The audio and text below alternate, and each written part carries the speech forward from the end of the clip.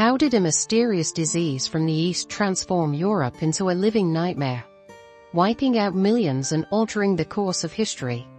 Well, this actually happened in Europe nearly 700 years ago.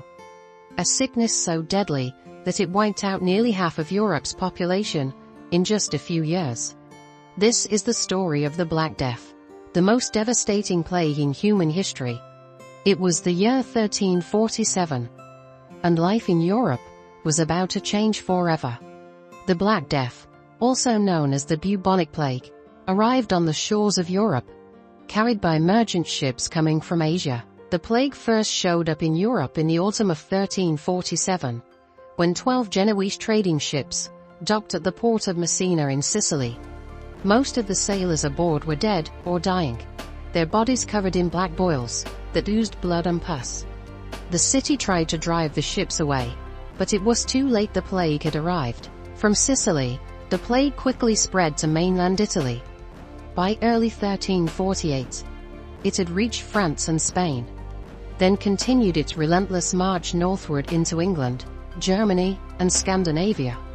The disease traveled with terrifying speed, carried by merchant ships, trade caravans, and fleeing people, leaving devastation in its wake. Major cities like Florence, Paris, and London were hit hard. In Florence, it was said that so many people died so quickly that there weren't enough living to bury the dead. In Paris, the bodies piled up in the streets, and in London, the plague killed tens of thousands within months. The plague was caused by a tiny bacterium called Yersinia pestis. It spread through fleas that lived on rats, which were common in towns and cities. When the fleas bit humans, the deadly bacteria entered their bodies. The Black Death didn't just kill people, it shattered communities. Entire towns were wiped out, and many believed it was the end of the world. With no understanding of germs, people were desperate for answers. Some thought the plague was a punishment from God, while others blamed different groups of people, leading to violence and persecution. One of the most extreme responses to the Black Death was the rise of the flagellants. These were groups of people who believed the plague was God's punishment for humanity's sins. To show their repentance, they would march from town to town, whipping themselves in public displays of penance. They believed that by punishing themselves, they could earn God's mercy and stop the plague. Even the highest ranks of society weren't immune to the fear of the plague. In Avignon, France, Pope Clement VI took drastic measures to protect himself. Believing that the plague was spread by bad air, he surrounded himself with large fires and torches, hoping the heat and smoke would purify the air and keep the disease at bay.